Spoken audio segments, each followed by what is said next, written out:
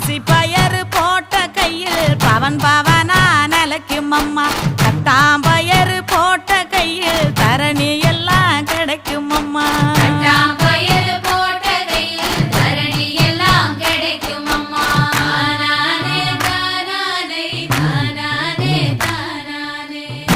பயறு போட்ட கையில் ஒச்சி பிணி ஒழியும் அம்மா முழப்பாரி சுமந்த கையில்